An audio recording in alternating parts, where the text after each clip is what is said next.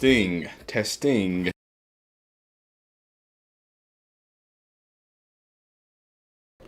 Yo, how I'm sounding? How we sounding? How we sounding? Trying to make sure everything is good. I'm lined up all right. I see Mr. Falconers in the building. Hope you're feeling all right. Hope everybody's feeling all right, man. Nisa wouldn't be a stream without her. Thank you so much for being here. Bar drop. Hey, I appreciate y'all commenting. You might think that I don't because I don't respond to every single comment, but thank you, niece. Thank you, niece. But I'll be seeing who be commenting. I be seeing it for real. Don't get it messed up. Don't get it mixed up. But we've got a lot to go into today. We're gonna have to actually, for some of these, build out the stuff together. We're gonna actually go over it together. We're going to start with, obviously, the Browns' new additions. We're going to get there. But then after that, we are also going to, of course, talk about the Max Crosby thing. I thought there would be a Max Crosby resolution, but there is not. And what's good? Mo, how we feeling? Yeehaw. Hope everybody's doing all right. All right. Let me turn off the, give you the, oh. It didn't do it. Oh, sorry. I hit the wrong button. All right, how we feeling? This is too loud. I got a bunch of things going on, man. Dallas, Texas in the building. Sweet tea. Browns going to be dangerous this year. You know, after looking at what they've done in totality, we're going to literally grab it all together. We're going to look at it all of it together. What's it called? And then get all that. So I like this. Let's pull this off to the side. I want to get all. We're gonna get together all of the things that the Browns did. So if you don't know, MX, I'm calling an MX a cowboy. I don't know. You mean Mexico? What are we talking about? But yeah. So we're gonna do that. And if we have time, I'm gonna show y'all. He's not a secret anymore. But this is one of my favorite receivers in the draft. It's somebody who is probably going to be able to fall in the second round. So if the Browns want to hook him up with our guy 12, 6'4" wide receiver Jacoby Lane, we're going to talk about him. This is super funny. Shout out to the Falcons fans. One thing y'all don't know that I know about Falcons fans is they are in fact the funniest fan base in the NFL. I'm sorry about it. No denying it. Right? I know. They might be annoying sometimes, but they are undeniably the funniest NFL fan base. So we're gonna watch the Falcons fans react to what's going on. Oh, from the Bahamas. Okay, love to see that. Hey, family. Linda, love to see that. PW99. What's going on? LSG, SL Gainey. How we feeling? How we living? So we got lots of fun stuff. But right now, this one's a little bit more interactive. I want to ask y'all right now with a poll.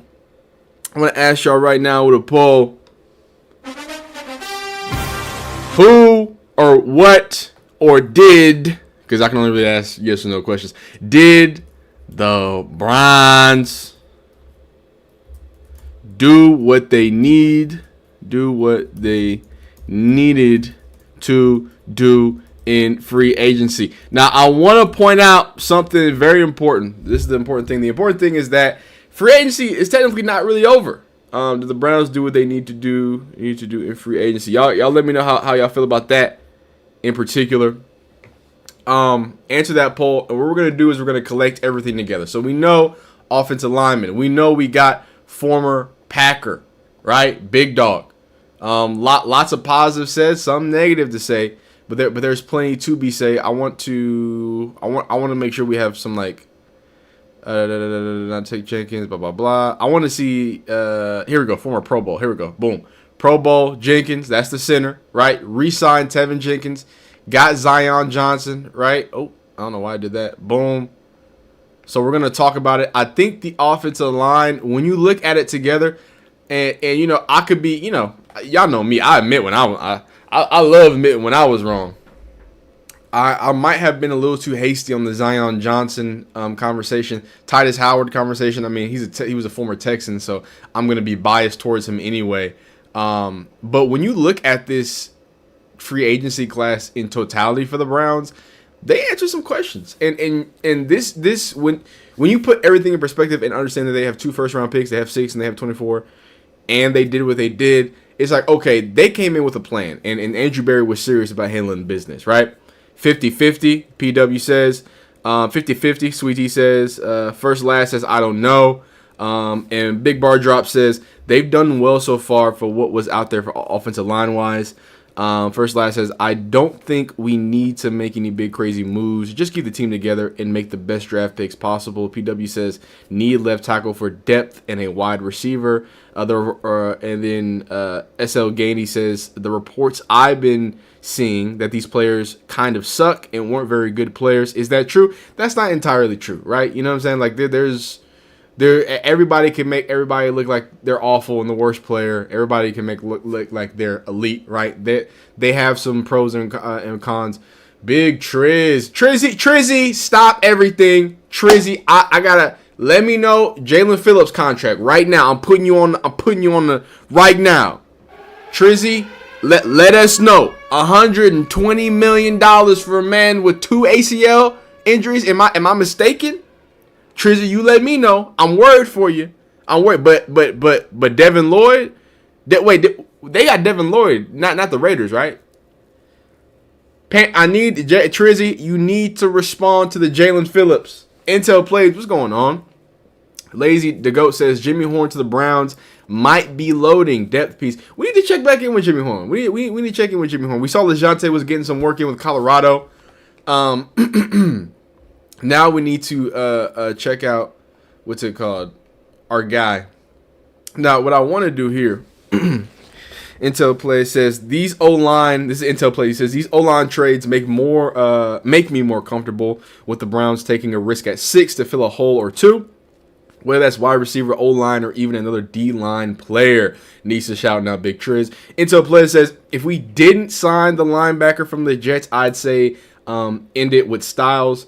You know what's interesting? I've been seeing a lot of people. I think it was last stream and somebody else. I think it was 49ers. The 49ers guys. I forgot who it was. I'm starting to hear Styles a lot more for the Browns. And obviously now they got their linebacker, so it is what it is. But the conversation would be that, hey, someone like Styles is so dynamic that, hey, he can fit in any defense. You're going to find a place for him. I just think that there are such glaring holes. Like, Sonny Styles, and this is going to sound crazy, and don't let Deontay Lewis, don't let him hear me say this. He is still a project. Like, you're gonna have to find a way to make him fit. I don't gotta find how Carson Schwarzenegger fits. I'm sorry about it. I don't gotta find a way to make Myles Garrett, Grant Delpit, Denzel Ward. I don't gotta find a way to make them fit. You feel what I'm saying? So I don't mean that to diminish what he is as a player. I just think it's a different flavor. You feel what I'm saying? It's just a different flavor. And obviously he's young. They're gonna have to develop him. It's a lot to think about. But I like Sonny Styles I think any defense should put him in there and do it and build around him and give him the keys to the castle. But you're talking about a defense that was already a pretty good defense, right? So at number 6, I think you need to fix the glaring holes in my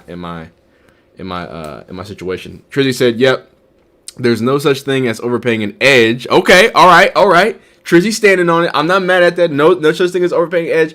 I do want to say Jalen Phillips very productive in his last few days or few weeks because he was there half the season for the Eagles. Quite productive. He got after it. And then so the fact that y'all got Devin Lloyd, I got to be honest with you, and y'all got Devin Lloyd for dirt cheap. I thought Devin Lloyd was about to reset the linebacker market. Hey, how y'all do that? How y'all get Devin Lloyd for like 12 cents and a few pennies? What's going on with that? So sorry. Right now we're just reviewing Browns free agency. A lot of positivity right now. A lot of positivity. How many votes we got? We got 32 votes right now in the poll. Right. Everybody seemingly 81%. Everybody's feeling like the Browns did what they needed to, and I said it right specifically in that way. I didn't want to say, hey, did they knock your socks off? Did they do everything? Because look, they didn't do all that, right? But they did enough. Right, they did enough, specifically with the draft position, what they have cooking up. They're going to be in a good spot. So I'm just getting together You're getting a little behind the scenes look at how I, you know what I'm saying, how I cook up. Grabbing some resources and things of that nature. One second.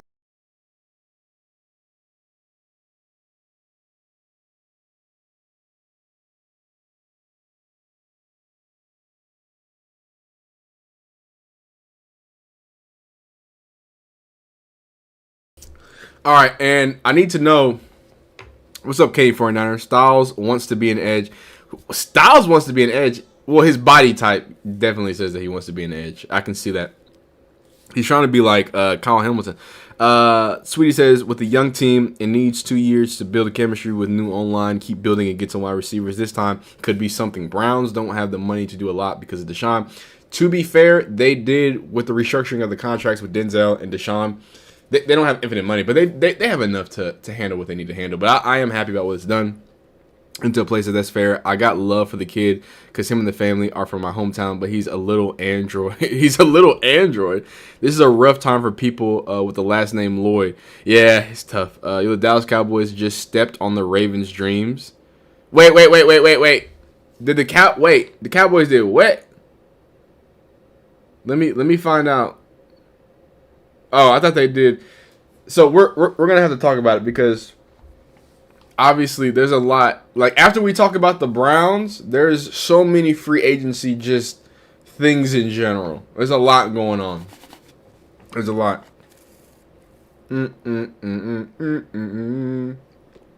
Oh gosh, I'm so sorry. My throat was just messed up right now.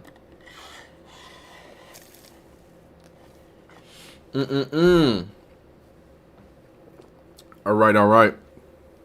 We a BY9 reunion with a pick of John Mechie. I like John Mechie. I am a big fan of John Mechie. I gotta be honest with you. I know he's looked at as a project guy. He did. He was with my Texans for a second. So I think he's a baller. I think he can ball. K49 says when the Ravens looked for a second option on Max, it was the Dallas medical staff. Oh, you're talking about that? Yeah. We're gonna get into that too. Yeah. Our guy, what's his name? A big Jerry Jones. He made the boss call. You feel me? I thought you were when you said that the Cowboys stepped on the dreams. I was like, oh, did they finally made the deal with Max Crosby? I said, oh no. Hey, you know, Jerry Jones loves him a run stopper now. Loves him a run stopper.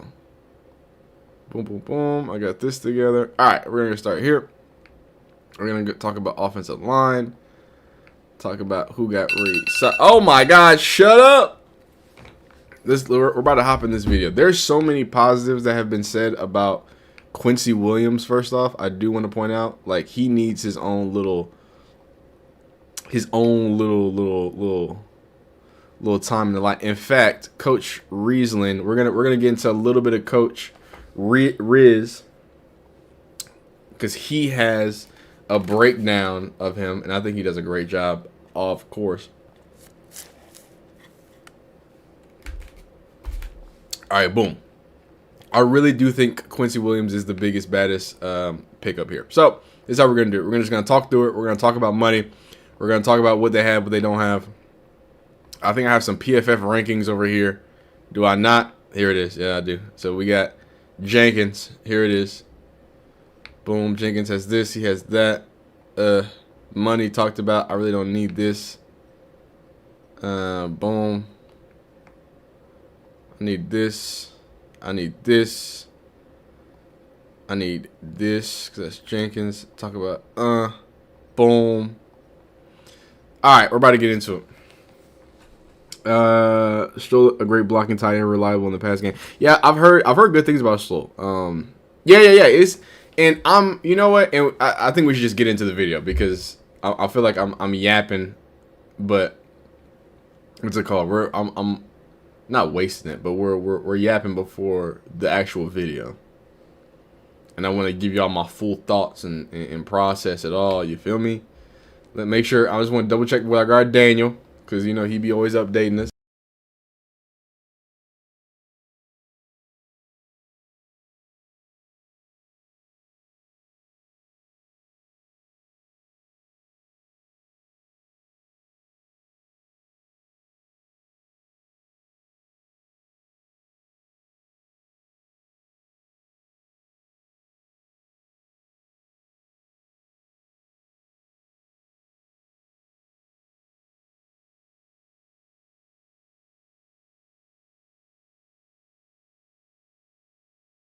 I'm giving these boys a B plus for free agency. I'm spoiling it right now. I'm letting y'all know.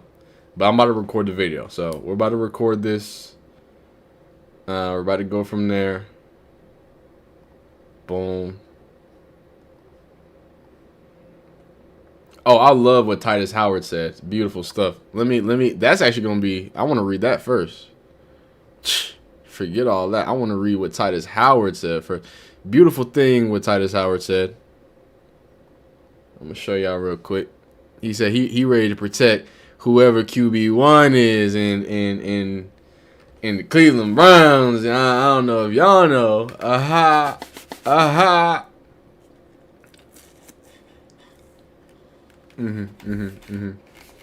Okay, let's get into it. Let's wrap it up.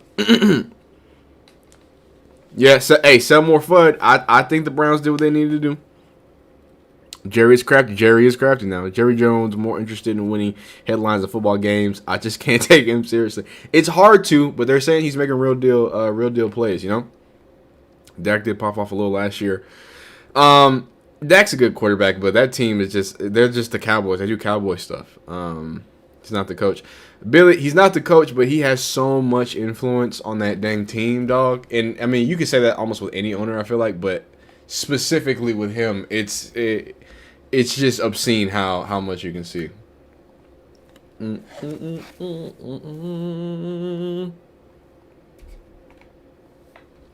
Okay, this is the last thing I need. Sorry, I want to make sure I give y'all some information. Gotta give y'all some information. All right. I'm kind of go knock that over. Let's get into it. Sorry, first last says, lifelong Browns fan here.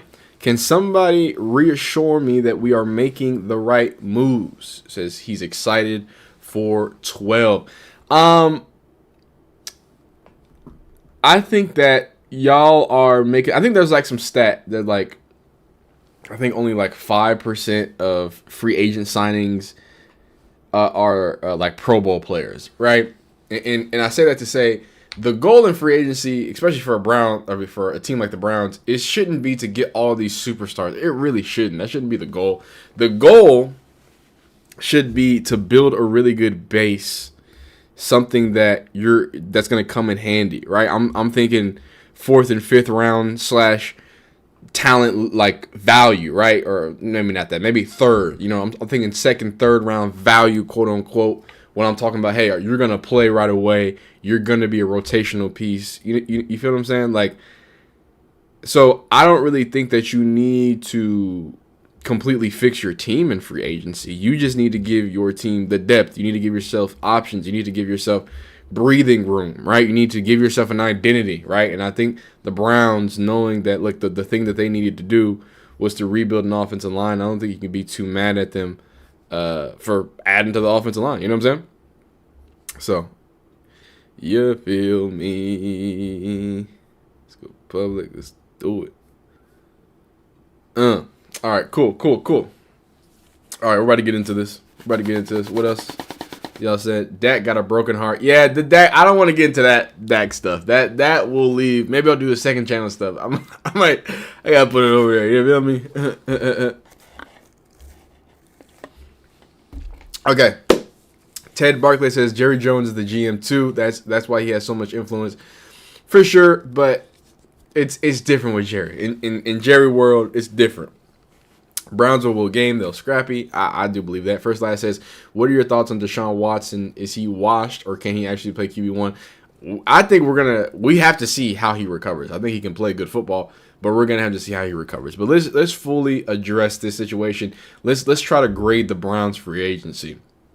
Now, free agency for the most part is basically over, and the Browns did some interesting things, right? I think if you're a Browns fan, you got to be pretty happy about this situation, right? I was talking about that, and I am recording this live with my beautiful audience here, and as we were talking about it, we say, hey, man, what they really did was set the baseline and set the tone for what the team needs to be, right? I don't think free agency should be you solving all the issues of a team, but it should put you in a really good opportunity, a really good position. And I think we're seeing that right now, right? So we're going to go through all the free agency signings for the Browns, right? We're going to give them a grade. We're going to speak about some things that are coming up, as well as what this sets up the Browns for as it pertains to the NFL draft. So who they get to protect 12, man? Who was it? All right. So Mr. Titus Howard, y'all see it.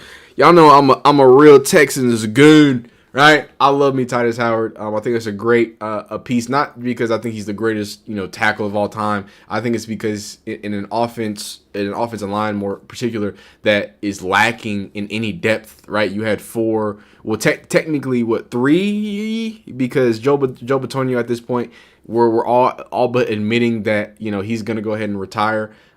You went ahead and handled a few different things. So you re-signed Tevin Jenkins. So you had a large majority of your offensive line be either go to free agency, retire, go to other places, not work out where it was.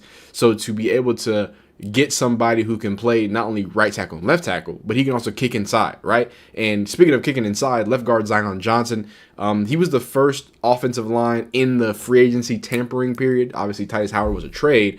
And this one, I think when it first happened, was a little bit controversial. I think there's a lot of people who immediately went off PFF grades and things like that. But we actually broke down the film in one of my last videos of that day, and it actually looked pretty good. What he offers in the run game, I think, is what you want him for, right? And a good offensive line coach and a good offensive coordinator that's going to be able to scheme that up in a good way should be able to use what he's good at, right? And I think offensive coordinator Trey Switzer said this. Todd Monken often says, "Hey, what are you good at, right? How can we maximize what you do good instead of sitting around here and saying, oh my God, he can't pass block. Then we're gonna run block to his side, right? We're gonna make it work." So if Todd Monken really does, in the offensive coordinator in the lineman coach, if they pertain and keep that same sort of idea that they seemingly have, I don't see why this can't be a really good pickup, someone that has a lot of value on the interior, right? Quincy Williams, I think, is the best signing so far. We're going to get into it. We actually have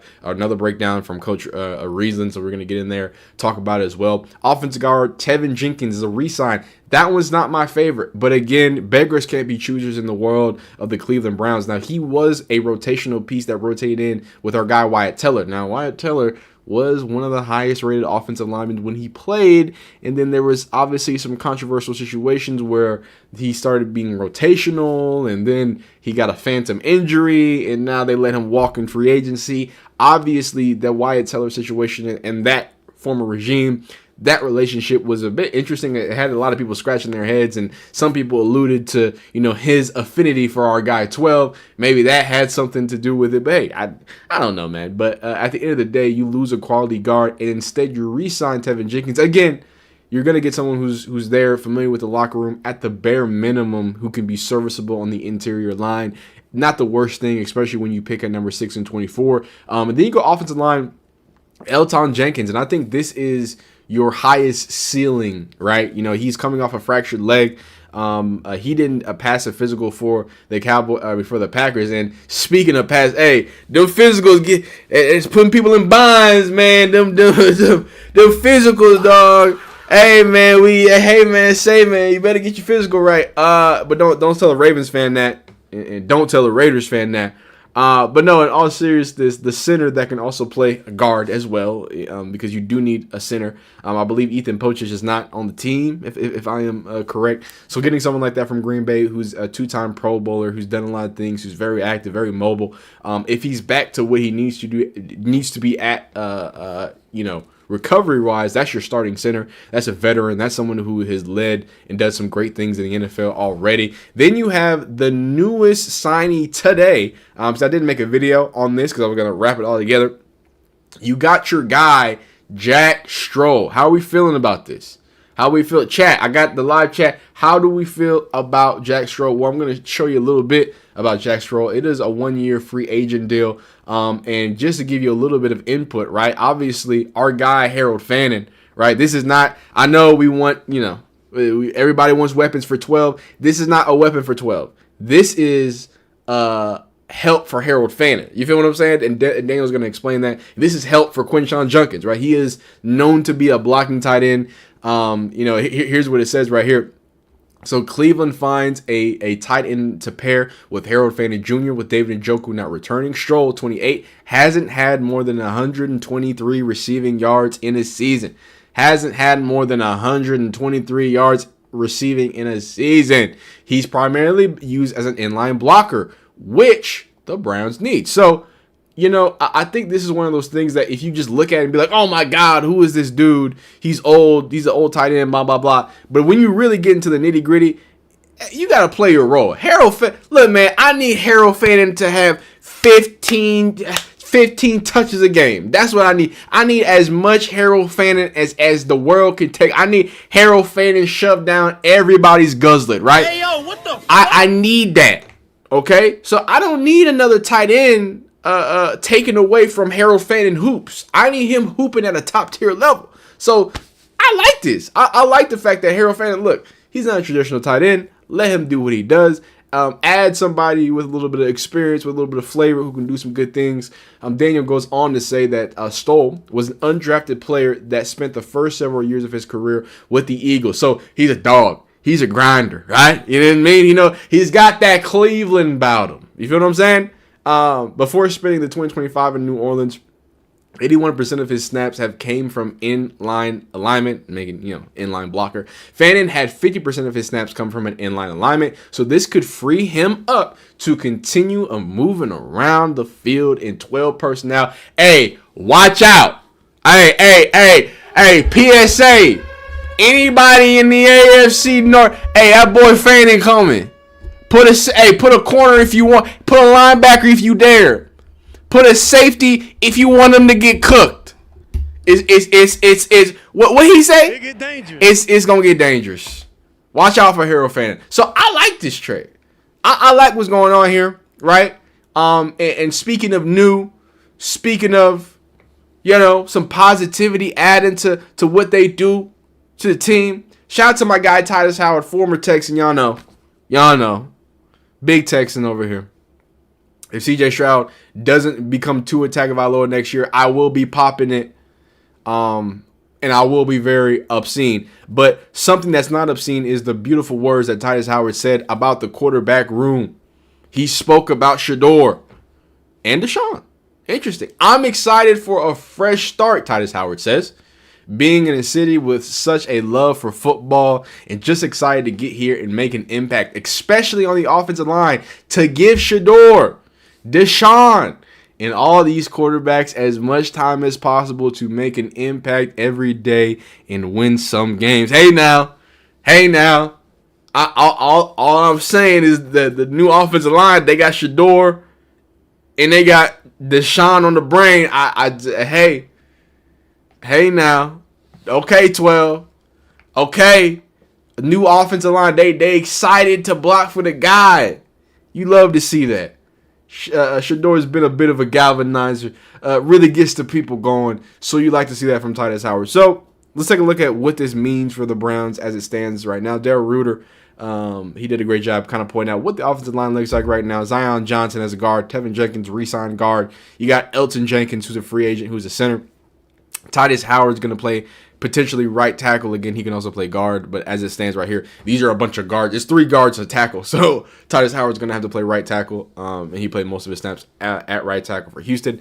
Left tackle, probably going to go Monroe Fanu. We're going to talk about that in a little bit in just a second, but it does, and when I get to my eventual grade that I'm going to give the Browns, this is where it comes from. Like you had, this was nobody. Right, I want to point out that like it was a bunch of this right here. It was all question marks, right? You didn't have, I think the only player you had coming back, yeah. So Tevin Jenkins, you can't even count him.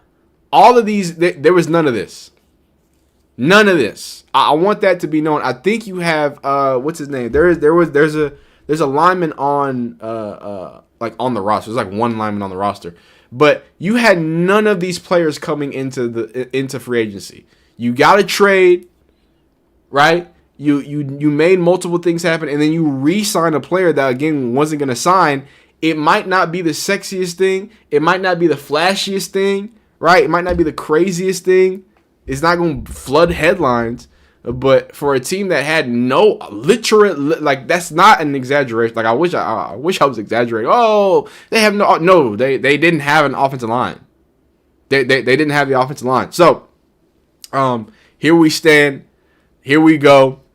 And now they have what seems to be at least enough depth to get them through the day. Notable hole still at left tackle, as everybody's pointing out. I think it's kind of getting obvious too. I did think this was interesting. The whole conversation about the offensive line investments look well above market price at first glance. Titus Howard, Jermaine Allurman, so he basically like $6 million over. Zion Johnson's getting an extra $6 million at left guard. But I do want to point out that we did get Elton Jenkins for a pretty good discount as well. And I don't think Tevin Jenkins is backing up Brinks truck, so maybe that's what he's trying to him being Andrew Berry. Maybe he's just trying to balance that out and kind of have a nice little equalness there. But just to point out and to remind everybody, right? This is Tevin Jenkins, right? This is one of the Browns linemen that did get re-signed. Probably I think not the most controversial. He's no Cam Robinson, right? He's no awful XYZ, right? He's not terrible. But definitely was questionable, specifically in one place, right? Jenkins had a pass block. This is Tevin Jenkins, right? The Browns offensive line that was re-signed. He had a pass block win rate at guard at 94.4%. That would have ranked 17th last season. His run block win rate at guard, 65.6%, would have ranked 5th worst if he had enough snaps to qualify. Jenkins took over for Wyatt Teller late in the season. Now there's a chance he could be Cleveland's full-time starter at right guard. My issue, and this is where I'm hoping Andrew Berry is putting this together right. Zion Johnson is not a great pass blocker. That's just not what, you know what I mean? That's not what he gets paid to do, right? Well, that is what he gets paid to do. He's not good at it though, right? Tevin Jenkins, while pass blocking, it's not like he's elite, right? 17th is the top half of guards, right? But this is not like a top 5, top whatever XYZ. But at the end of the day, hey, mid is okay when you have nothing. But when you look at the run block win rate, and I want to keep pointing this out. I talked about this the other day. It needs to be pointed out that in the world of context, in the world of people saying XYZ about the last games and how they went, I want y'all to remember as y'all go to criticize the quarterback, y'all know that guy 12.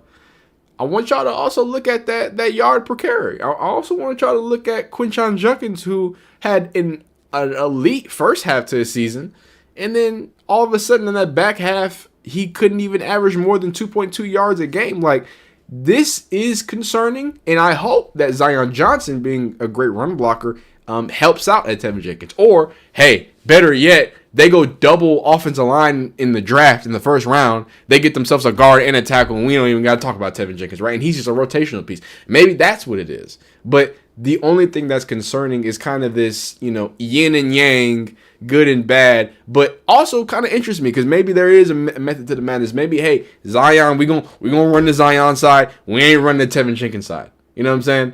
And yeah, I know some people were talking about Quinshon was hurt, but more specifically, before Quinshon got hurt, before he had that major injury, look at Dylan Sampson's averages. Look at that boy Raheem Sanders. That boy, hey, I don't know what it is. I don't know what to tell y'all. Raheem Sanders out of USC, he was doing his thing. But yeah, Dylan Sampson, Quinshon Judkins there for a nice brick of time. They couldn't even average more than about 2.5 yards a carry, and that had a lot to do with the offensive line play. I'm not putting that on the running backs. I'm putting that on the fact that they really didn't even get a chance to get busy when it came to really pushing the ball down the field, right? But now I do want to talk about what I genuinely think is the best signing for the Cleveland Browns in free agency so far, and it has to be Quincy Williams. Obviously, you lose a Devin Bush, and he played some really good football for you, right? And I think they might have upgraded. Like, I gotta be honest with you, there's been a lot of question marks. You have to remember, if you've been keeping up with the Browns for at least the last few years, you start off this last season, right? You lose JOK for the season, right? Then you lose Jerome Baker, okay? You have to have a real deal Yeah, Rocket Sanders. Y'all know how Raheem is now. Then you have to have a rookie be the green dot guy, right? Carson Schwarzenegger has to be the green dot guy. Now he ends up being a demon. We know how he gets down, but that's a lot of turmoil for the linebacker position. And granted, and that's why I shout out to Carson and shout out to Devin Bush. You didn't really notice it that much, right? There were some weeks where Carson, like, because, I don't think they had enough bodies back there. There was times where Carson, I was like, dog, he needs to get off the field. Like, that dude's an Iron Man, and he was limping on the field to do whatever he could to go ahead and get another 15-tackle game, because that's just how he gets down, right? So to have somebody who I think can fit that same type of tenacity, he was an all-pro at one time, right? He's done some good things, has history with Mike Rutenberg. This right here, in a played linebacker league, and not league, played linebacker room, right? I think you need this. This is, I think, one of the positions that the Browns are struggling in that I think doesn't get enough attention. But when you think about it, there's a lot of awfulness attached to this. Not like awfulness as in like they're doing bad things, but awfulness as in injuries, retirements, XYZ, right? So to get a quality linebacker, I think is going to be the thing that really separates them as well. Again, Mike Rutenberg, history, everything as well. And I'm going to have to go ahead and give the Browns a B+ free agency grade. I don't know, it's kind of tiny if you can see. Again, I when I think about free agency and I think about, there's a fact out there that says like only 5% of people who get acquired through free agency even make the Pro Bowl, right? So you're not going to make... in free agency, you're not going to get stars. That's not what's happening. Like, it might seem that way, and that might be how it's pitched, and we always focus on these big-name blockbuster trades, but that's not really, by and large, what should be happening with free agency. So I have to tip my cap to the Browns. I think they did what they need to do. B+ is a good spot. Y'all let me know how y'all feel down below. I'm going to get back and talk to my live chat, see how they feel about the situation. Leave a like on the video if you like it, dislike if you don't. Subscribe if you like football content and updates. We'll see you next time. Peace. All right, what y'all saying? What y'all yapping about? Rocket Sanders. Shout out to Rocket Sanders, man. Raheem Sanders out of USC. I really love me a good college football highlight tape. There's nothing like it. Like, I gotta be honest with you, NFL highlight tapes aren't the same as college football highlight tapes. It's a whole different flavor. It don't hit the same. You know what I mean? I said that to say, and this is the reason why. Because you go back to college and all these motherfuckers in the NFL was going crazy. Like, oh, all y'all was nice. That's crazy. Rocket Sanders USC highlights.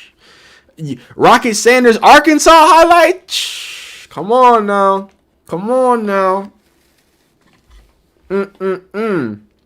What y'all say? What y'all say in here? Leanne. Oh, Leanne's in here.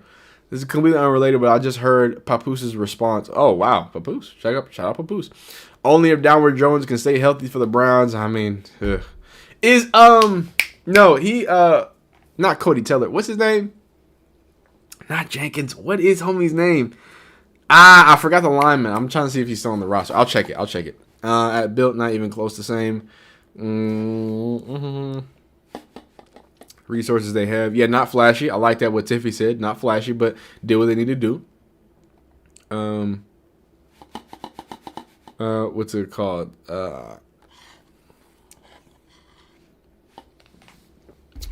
Okay.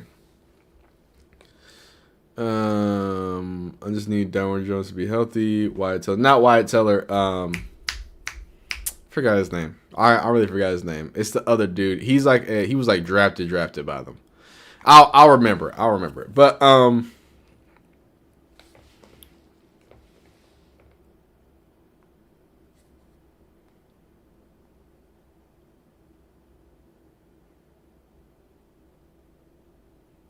oh man, you had me checking my phone looking for the Browns trade. Don't do that, dog. Don't say the Browns trade. Jack Conklin, first, last, thank you. Jack Conklin. That's who it is. Is he still on the roster?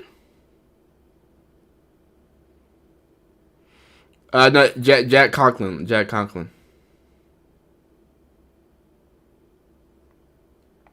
All right. Oh.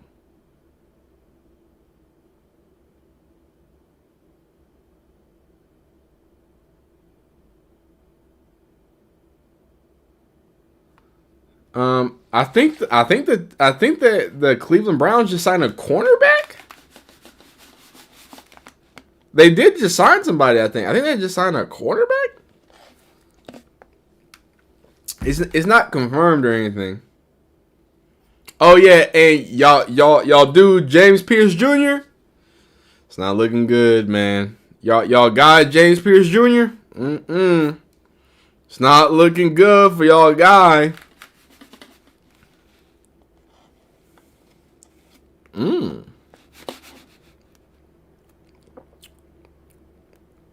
Oh, I forgot to talk about Ronnie Hickman, by the way. Ronnie Hickman's a big re-signing.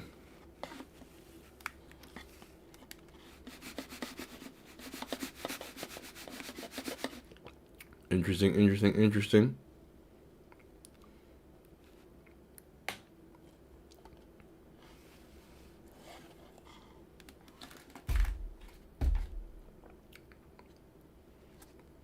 Okay, so cornerback.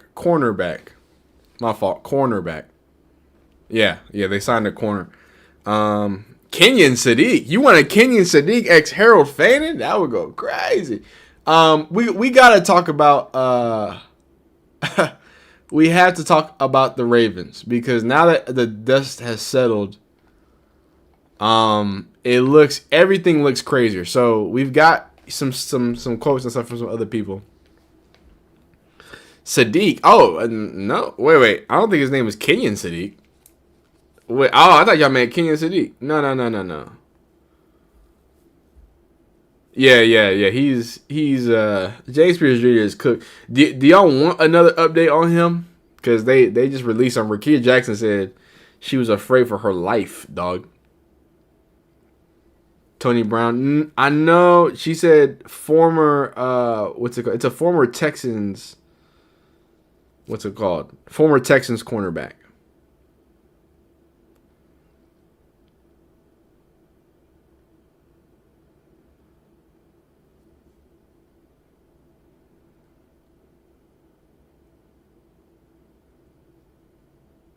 Anyway. All right, I was trying to see. Y'all can't say that they signed somebody when they didn't sign nobody. GM was capping. We'll see. Yeah, I don't think they signed Tony Brown yet. D'Angelo Ross. Boom. There it is. D'Angelo Ross, former Texans cornerback.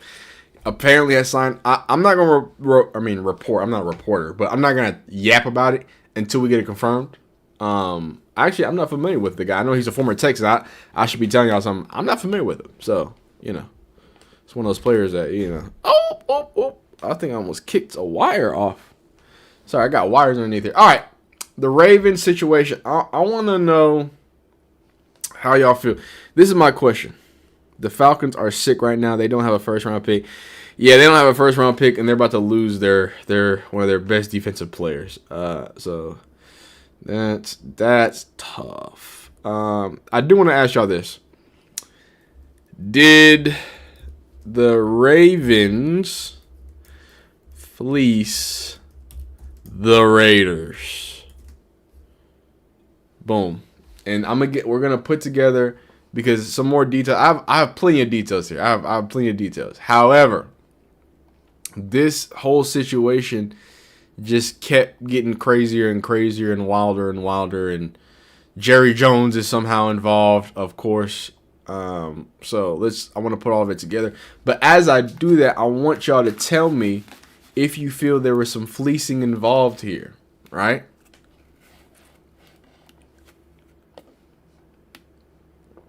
Let's just hear this. By the way, shout out to the improvement index, basically.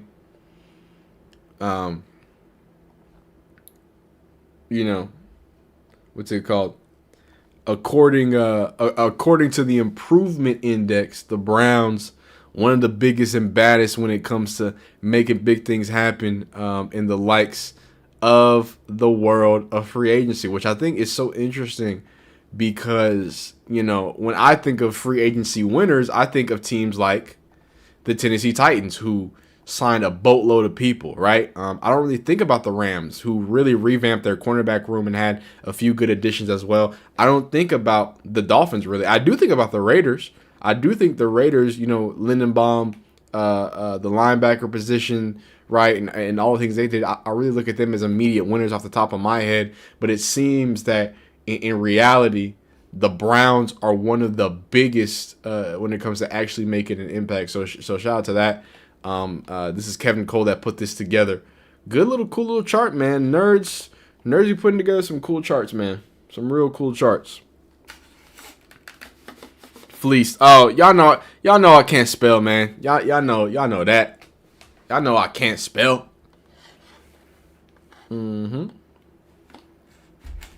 Okay, actually, I gotta put this over here because I gotta do this.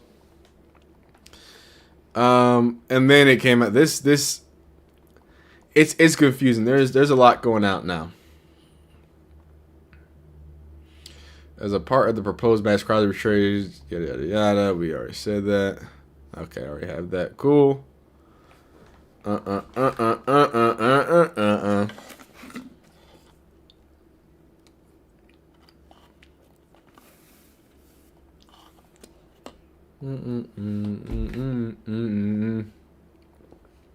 Okay. I've got the Ravens GM. He's going to speak about it. I got the videos hot off the presses. Hot off the presses.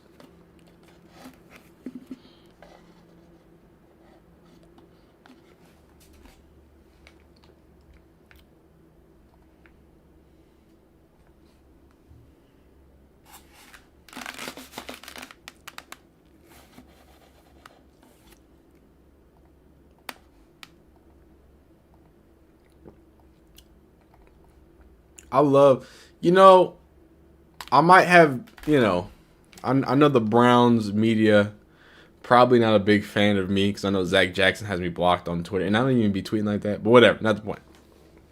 But I have to say, it really is cool seeing these other teams' media because they do offer a lot of value, and not everybody in the Browns media is awful. But I just, how easy it is for me to find like useful videos like this. If I think Sheena Quick, I believe, I forgot. God forgive me if I'm saying her name wrong, but Miss Quick. I think she does the Carolina stuff. She's great. She always has great stuff. Davenport, my guy TD Davenport for the Titans. And the Titans do have some weirdos too, but the Titans reporters, whenever I'm doing Cam Ward stuff, like finding information and stuff like that, it's very much a breeze. I just thought that was an interesting thing to point out there. Yeah, man, Zach Jackson does in fact have me blocked on Twitter. I was confused. Like it has to be because of the Josina Anderson. Now Josina Anderson, she does have a mind. Ooh. Josina is a unique character. She has a mind of her own. She can be silly. Everybody can be a little silly sometimes.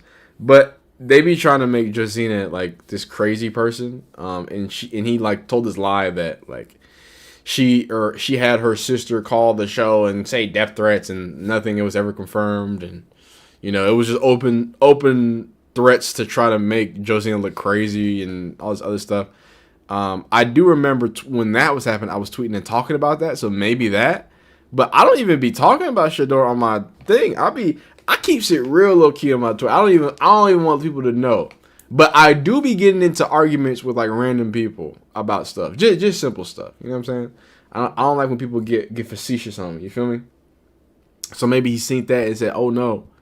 I be going at Sports Boy Tony too. So I don't even tweet at him either. But yeah, I have to assume he just didn't like the way I was cooking up, man. But that's all good. There's nothing wrong with that.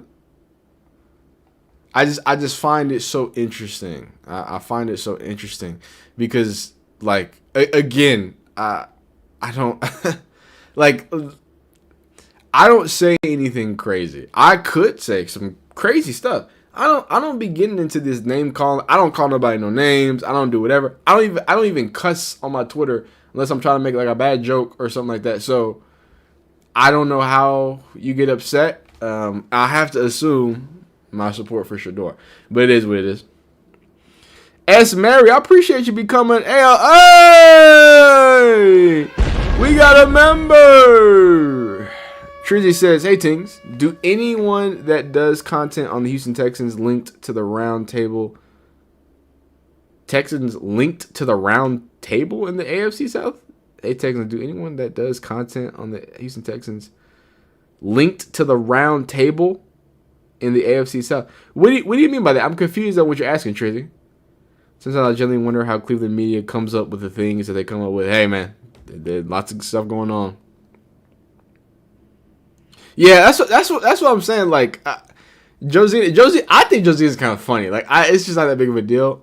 I guess they get mad because she be DMing people whenever they come after her. But you know what's so crazy? This is the thing about Josina. Like, Josina has like sources. I'm not denying that other people don't have sources, but oftentimes Josina like gets her sources get confirmed and her things. She has good reporting, and she don't just like the thing about her is she's not just I have sources. She be with the camera in front of the person like, hey, I'm here with this person. She be out on the street. That's the reason why I rock with my guy Daniel out on ESPN, because everybody knows when Shedeur went to support the local Cleveland community that was affected by that fire, that apartment.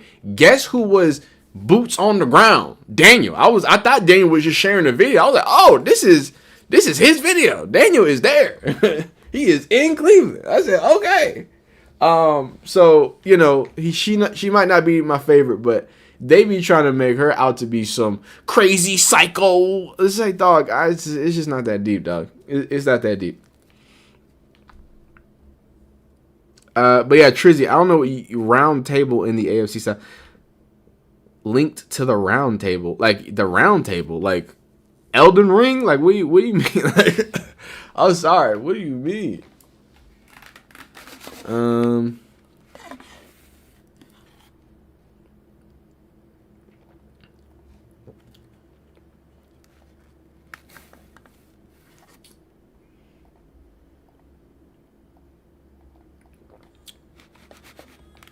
To a content creator of the partners, and he's in the NFC roundtable. It's a content creators of each team in your division.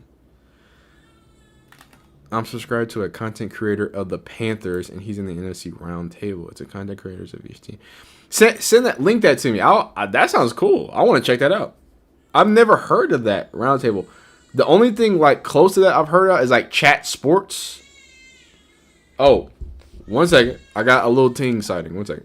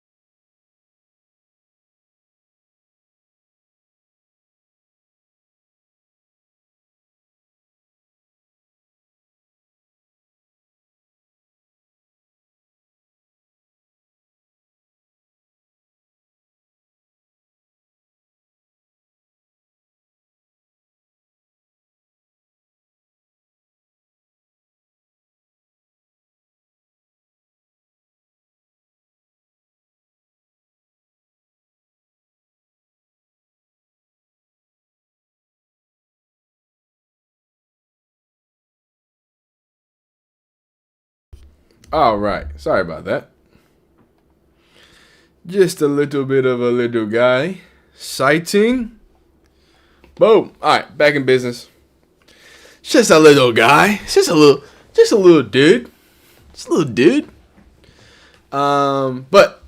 Yeah. What's it called? Chat Sports. I be seeing Chat Sports. What's it called?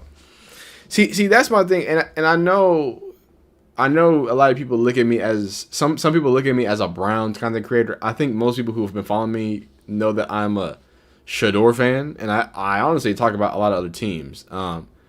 But the Shedeur content gets to I mean, people want to talk about Shedeur, right? So what's it called? And people love hearing about Shedeur and having these things. So I think it's super cool seeing them being dedicated to one team. My thing is that I don't ever want to be tied to one team. I'd rather be tied to a player because that player can go through other teams and other places, right? And kind of have there's like a journey of the player that you can kind of follow, right?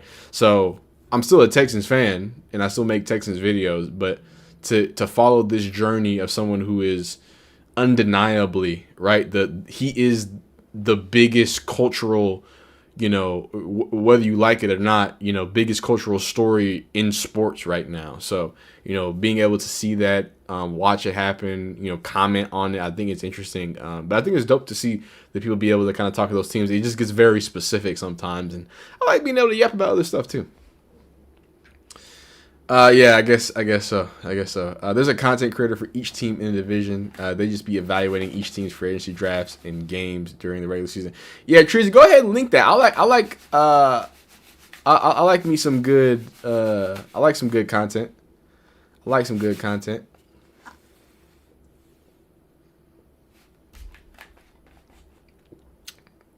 Are y'all telling? Okay, I gotta find it myself. That's fine. I get it. Y'all saying just go find it. Let's see. AFC Roundtable. Oh, they're new. Okay. Oh no. So it's a bunch of them together. This is cool. Oh no, this is fire. And they multi-post with everybody. No, this is dope.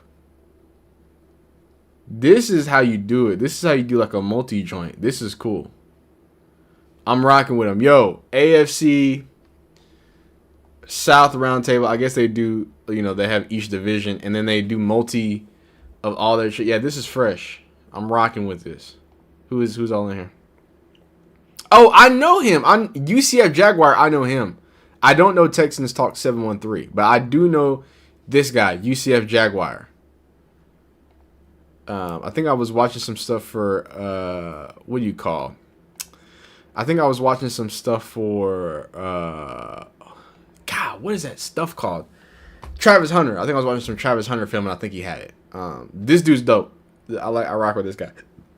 From what I know. Again, I don't watch him all the time, but that's fresh.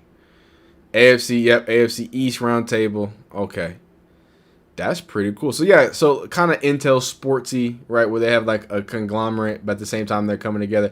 AFC North Talk. Wait, is this something different or is that the same thing? AFC North Talk. Sal Cappuccino. Hey, Sal Cappuccino is going crazy. Capaccio. He cooking. That boy Capaccio going crazy. But yeah, man, this is dope. I'm gonna get subbed up to these boys, man. Go rock with the content. I rocks with the small creators, dog. That's my vibration. The small creators gotta stick together. Oh, you don't like the Jaguar guy. Oh, my fault. What cornerback? Yeah, Ross. Yeah, D'Angelo Ross is in fact the cornerback. I'm sorry, I didn't know you didn't like. I don't know. Again, I don't know that much about him. I hope he didn't like doing nothing crazy. I hope he's not problematic or nothing. I just saw he had some film. That's all. I didn't know. You feel me? Maybe he has some issues. All right. I think I have everything for the Ravens situation.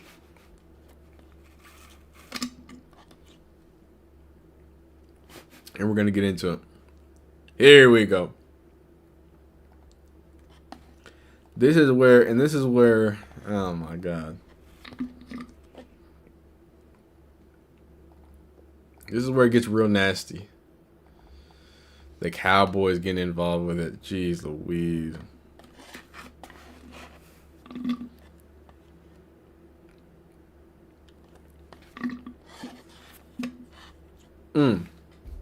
Okay. Let's speak on it. Let's talk about it.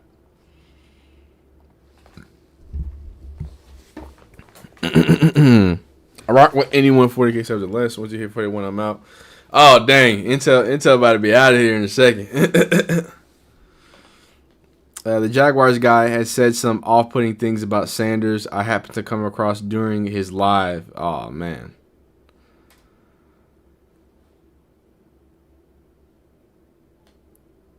A lot of people got a lot of negative things to say. A lot of negative things to say. I think it's funny when people and you can have difference of opinions. I think it's just always so funny when people claim to be Cam Ward or Travis Hunter fans and blah blah blah. He and his brother literally trashed Sanders on their previous live.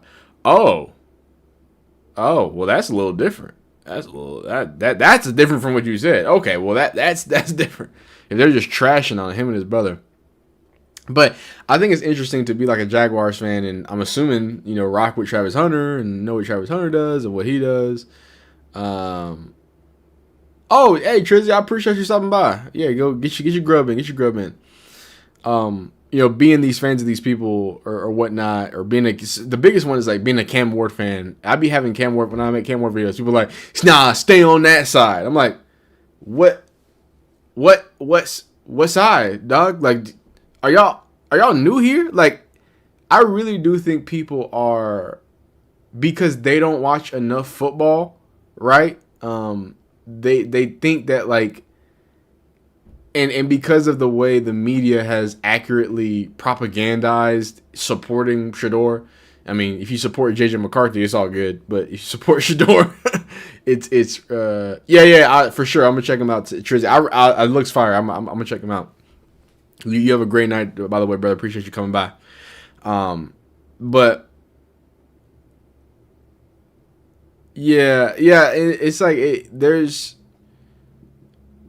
it's just an interesting way that people perceive the fans in the fan base, where like it's almost like you have to hate everybody else to like this one person. And I there's people who are like that.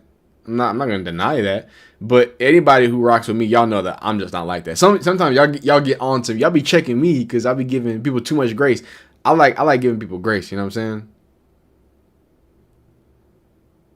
Yeah, and Tiff, if they're just being, you know what I'm saying, if they're just being disrespectful, that's where I don't have, like, I just can't do it. Because again, like I was saying, I'm never going to be disrespectful. Like, that's never going to be. Just because 12 is our guy and our QB1 doesn't mean we don't rock with Cam Ward. Exactly. But see, y'all my audience. I know how y'all get down. I know how we get down over here.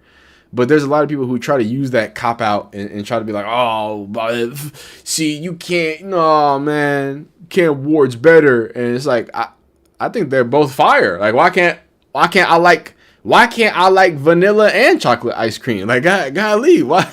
Nah, ice cream. Like, nah, dog.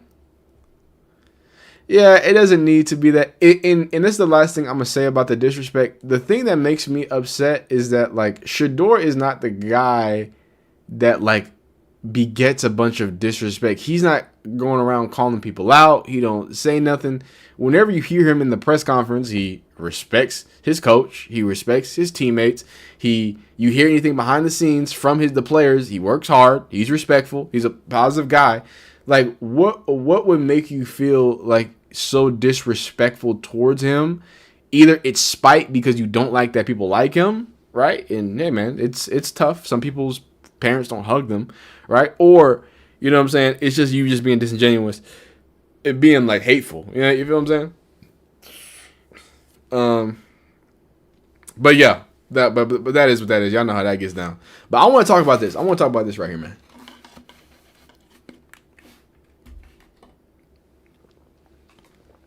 Oh yeah, and there's nothing wrong with having a bunch of 18. That's the thing, like, yeah. That's the thing, just a girl. Like, we're in a different world of sports where you don't really have to have just a team. You know what I mean? Like, NBA is going through this now, where it's like, dog, can we just enjoy some stuff, dog? Like, can we just have a good time? Like, we don't have to lie to ourselves. Like, sports have gotten to a point where everything has to just be nerd analytics, and nerd analytics are great. It's phenomenal. It's awesome. But can we just say that boy nice? You know what I mean? Like, I just want to say that boy nice. I rocks with him. There ain't nothing wrong with that at all. Like, and if you're gonna not say that, you don't gotta get we ain't gotta get disrespectful. We don't gotta get out of line. You know what I mean? We can keep it as clean as a cucumber, dog. I'm telling you.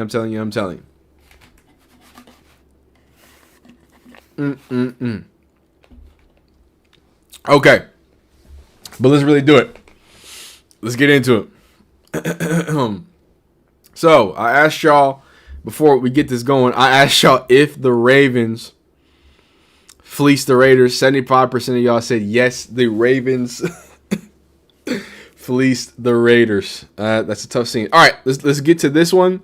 After this, we're gonna go Atlanta Falcons roast Kevin Stefanski, and if we have time, we'll go and we'll lock in with Jacoby Lane. All right, let's do it. Let's hear from the GM Eric DeCosta. So we all know that the Ravens absolutely fleeced the Raiders, pulled their pants down, tripped them, table-topped them, right? Pointed at them in front of the lunchroom while everybody was dang laughing at them, right? Right?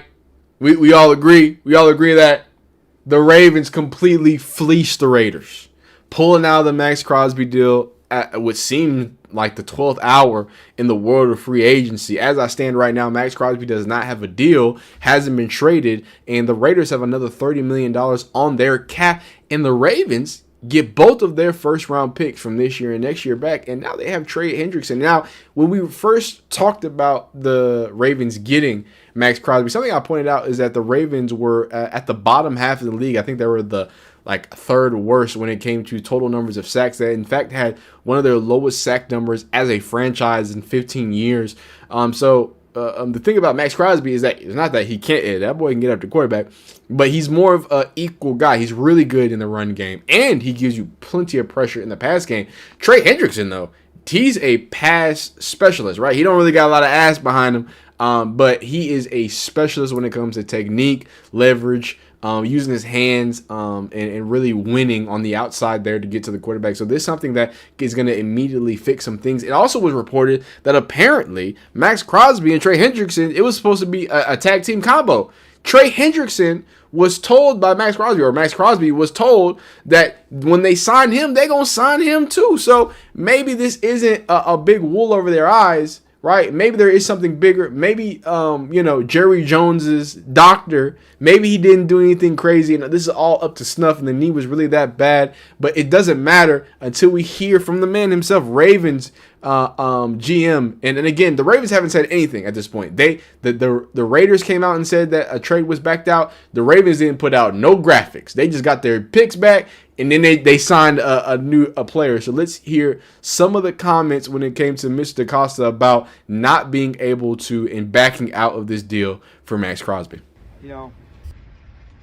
I think I'm hard on myself, and you question everything you do, in this business. You're never perfect, right, with the draft and with free agency. I think in this particular instance, I'm really proud of the team and the doctors and, the guys that work with me. And just this is a tough thing that we have to deal with in this business. I don't really know what we could do differently than what we did. So, again, it's a really, really, really tough call. There were moments yesterday when, honestly, I was probably speechless. Just sitting in my chair in my office and just thinking about what the next step would be and trying to get as much information as possible. And it wasn't, I should say, it wasn't just, in a situation like this, you try to get as much information as you can from as many different sources as you can. And it just didn't work out. So, tough, very, very challenging. We've dealt with these kinds of things in the past, but probably never at such a large figure. So, challenging. Did you try to renegotiate at all the terms of it? I think at some point you get to the point where, when you look at the situation, you have to make the right decision. It's not always about, the value. It's just what is the right decision for the club at the time. And it's a hard thing to do. But as I said, when you're a steward of the organization, you're put in that position, you've got to make a tough call. Haircut.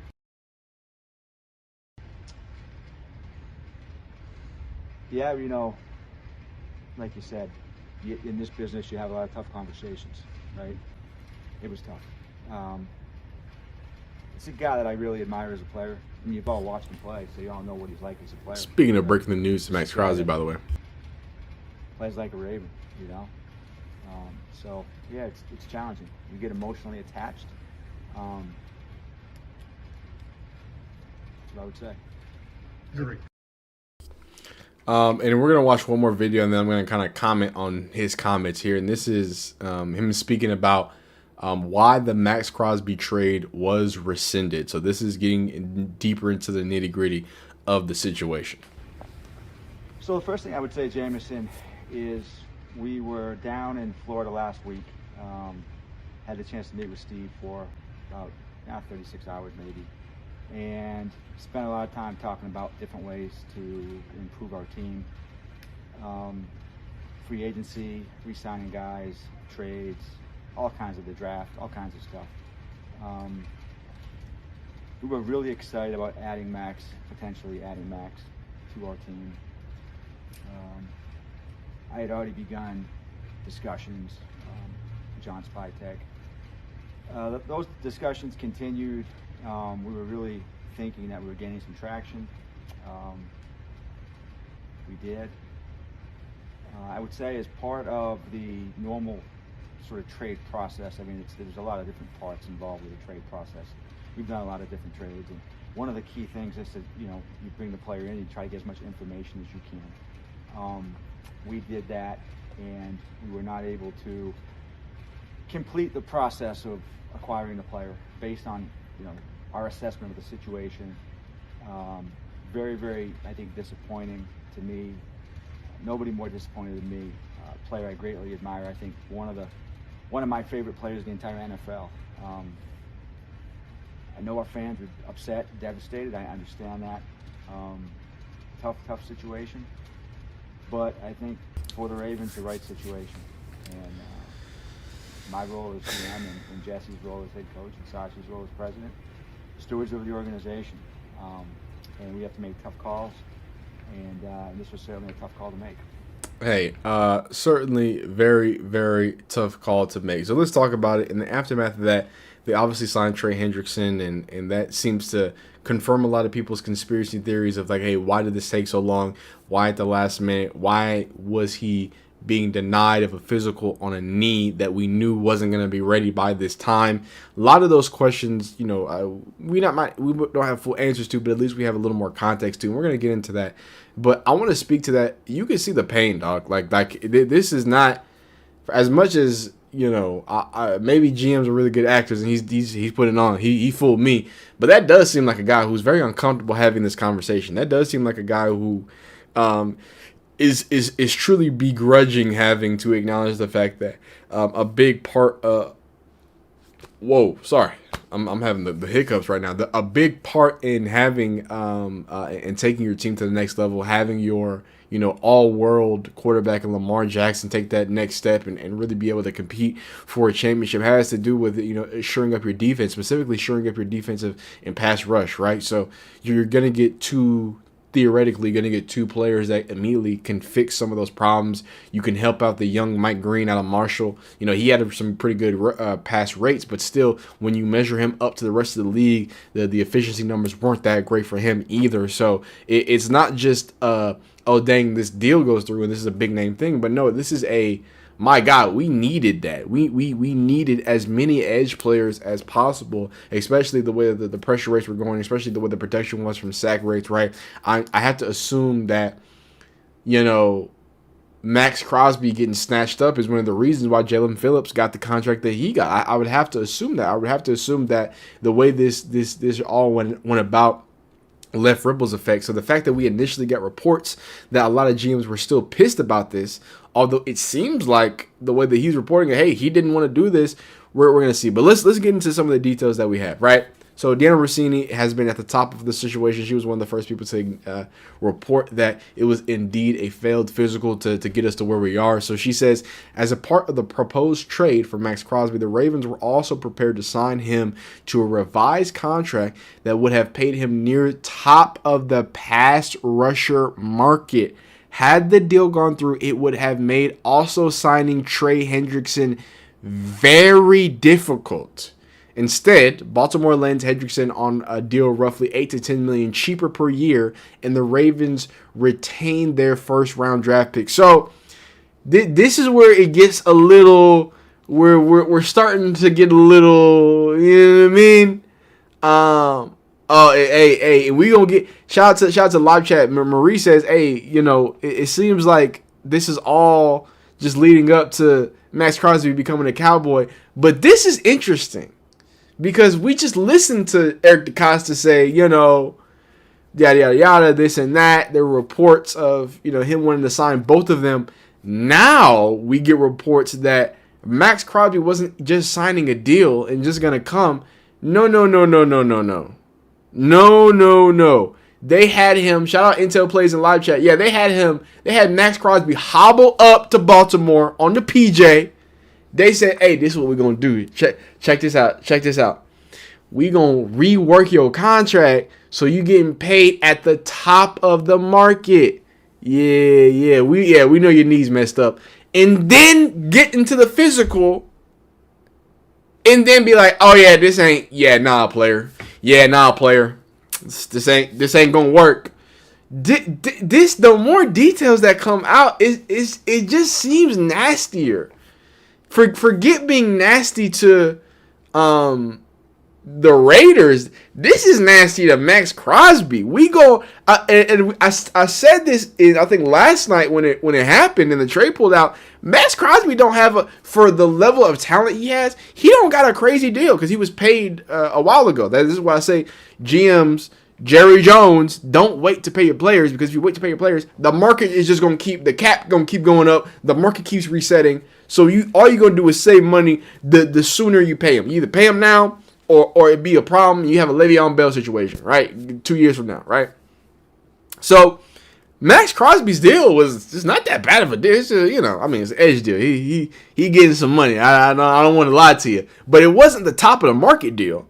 So they said, hey, we going to get you laced up with big bucks. You going to come to be more. Everything's cool. And literally the day before the final free agency, like, hey, boom.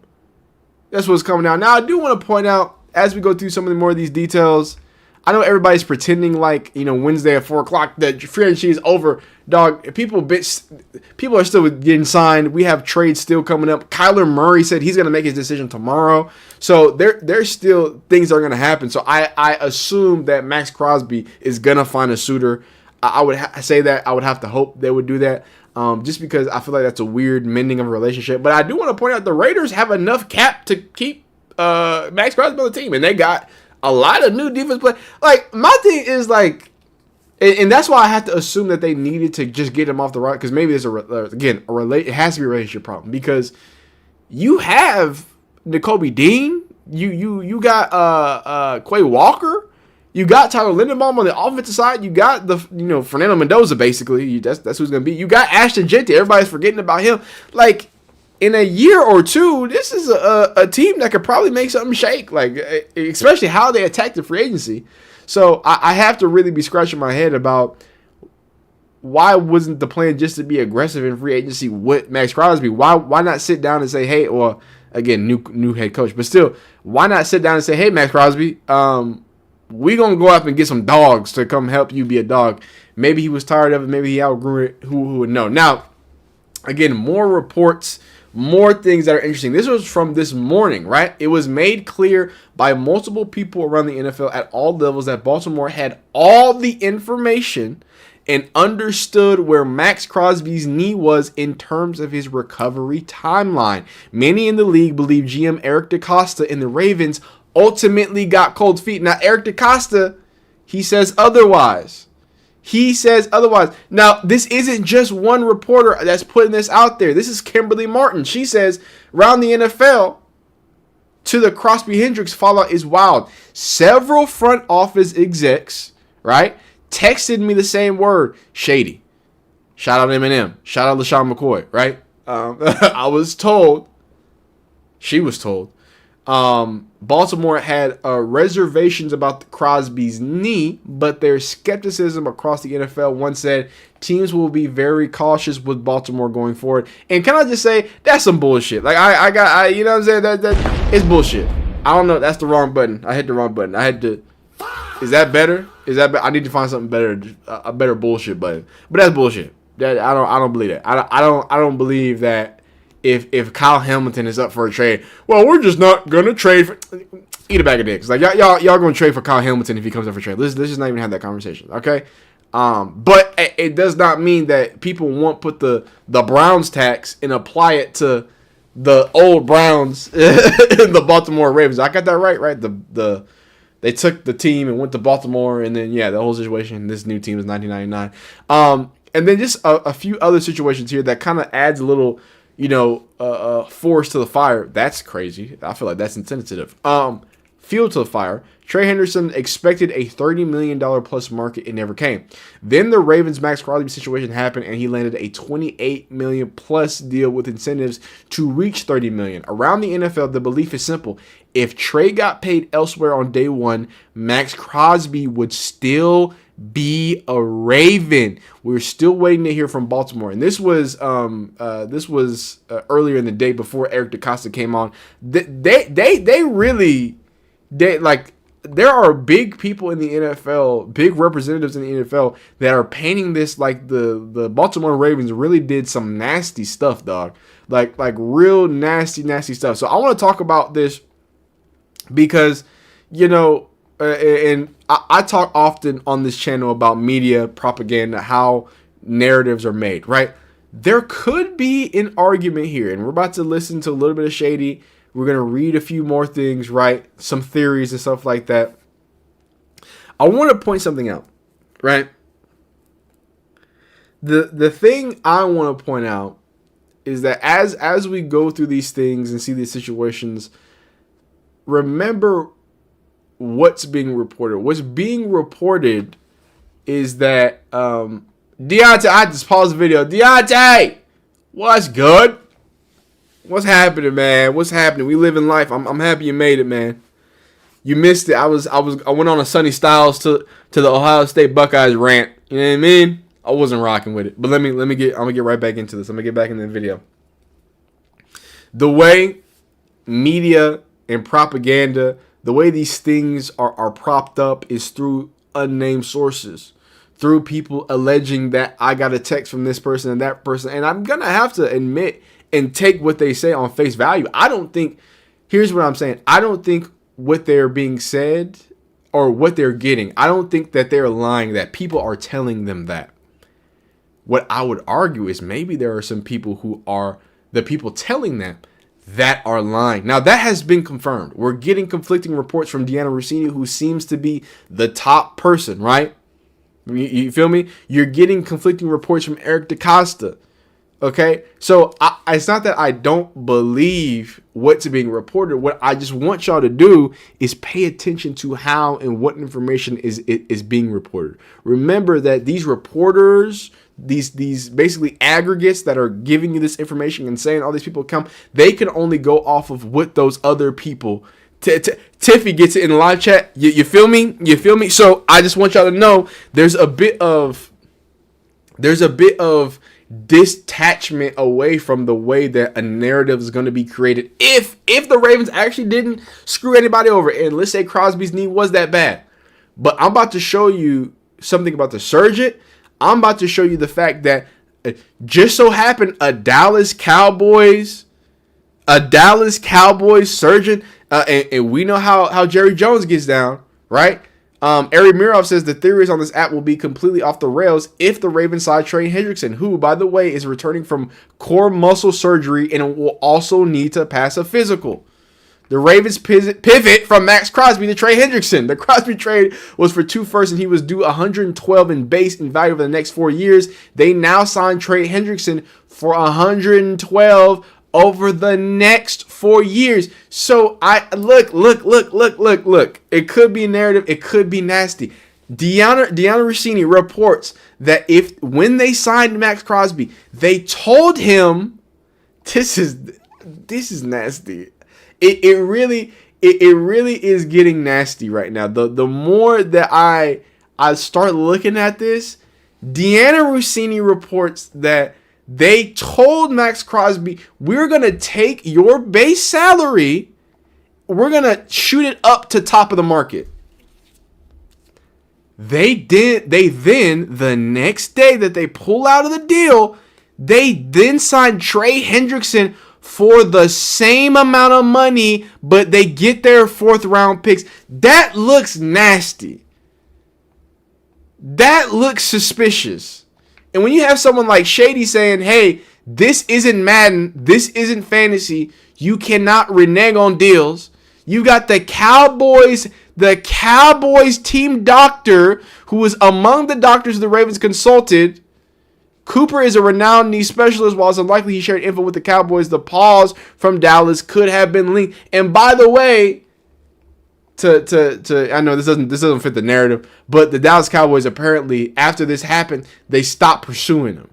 They stopped pursuing Max Crosby after that happened. So who knows? Maybe it was really that bad and it was really that big of a situation. It looks crazy.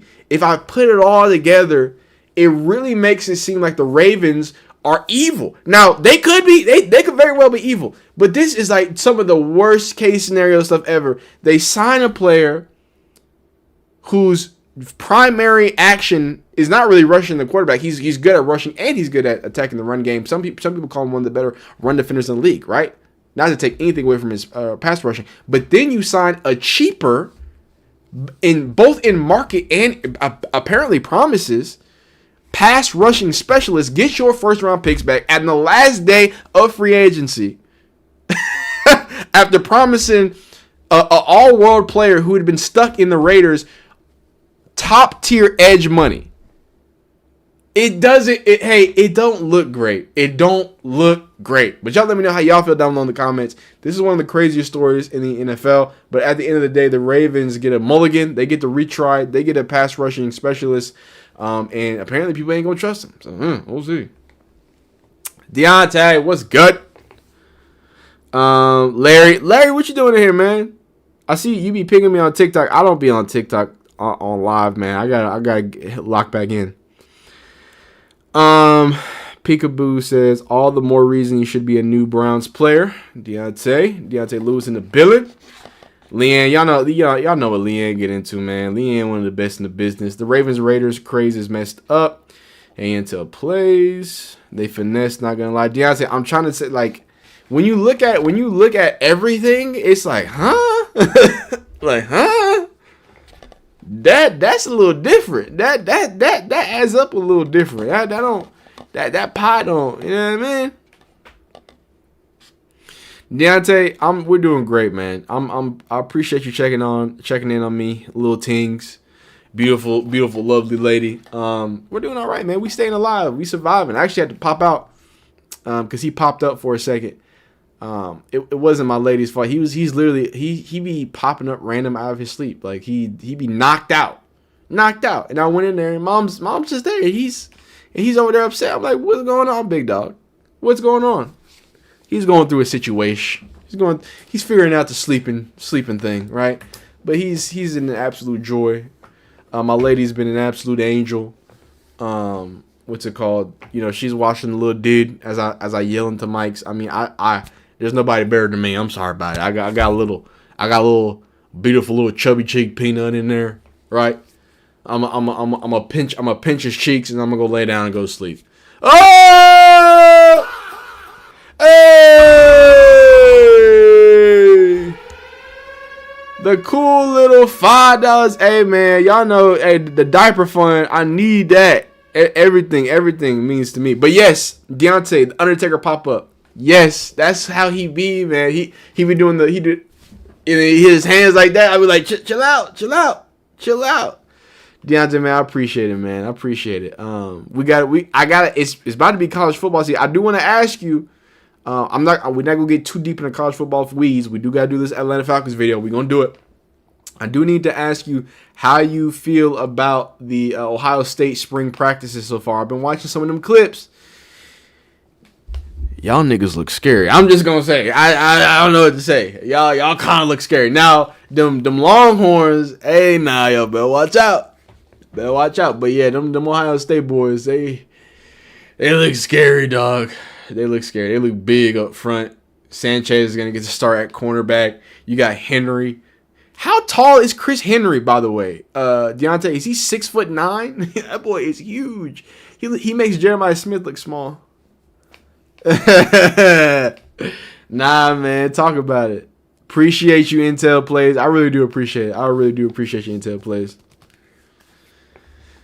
Them young men on a mission. Deontay, we gonna see you, man. Another August lineup. You gonna have to come down here, DKR. Gonna come down where it's warm in that August heat. We gonna see what's up now. Nah, y'all look nice. We're gonna end it here. We're gonna end it on this one. On this video. We're not gonna end right now. This is gonna be the final video. 6'5". That boy is his daddy's son. That's a big dog. Leanne says, naturally, I could be wrong. This is my opinion. They didn't want to give up those picks. Leanne, I don't think you wrong. Leanne, I do not think you wrong. The NFL boy. True, the NFL boy. What the NFL boy? I don't know what that means. But yeah, Ohio State looking clean. We looking nice. I got to get back on my second channel. I've just been making so many videos because of free agency. I will get back on my second channel. That's going to be where the college football is at. By the way, if y'all rock with college football, second channel, I'm not going to plug it right now, but that's where we keeping that. Right now, it's just been so much free agency, but I promise y'all, I'm promised to get y'all. We're going to watch some spring football. Texas spring football's out. Ohio State spring football. Y'all know CU for spring football always is there. I think there's Florida. We watched a little bit of Florida too, so we'll check it out. See what's going on. Oh yeah, whatever team gets drafted. I think, people are talking about Arch Manning in next year's draft. I would tank for Jeremiah Smith. I gotta be honest with you. I would tank for Julio Jones 2.0. I gotta be real with you. I gotta be honest with you. All right, so we got some memes here.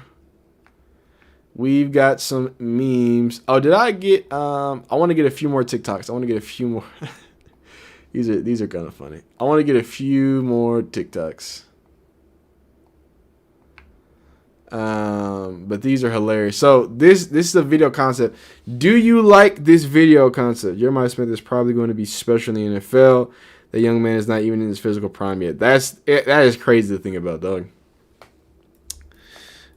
Is free agent meme review a good idea? How y'all feel about this video idea? So here's we're gonna do it, and we're gonna end it with a little experimental video here. So this is like a throwback YouTube thing, man. We gonna review some of the memes of the Atlanta Falcons. They're known to be the funniest of all fan bases. Apparently they went kind of crazy whenever you know what happened. And I just want to go over it. I want to see how they feel about it, man. I want to see how life is feeling, man. Oh, and I got one. I got one right here. What been so far in NFL free agency? The crazy shit, but the Ravens said never. All right, Trap House. Yeah, this is beautiful. This is a beautiful thing. Put him right here. Boom.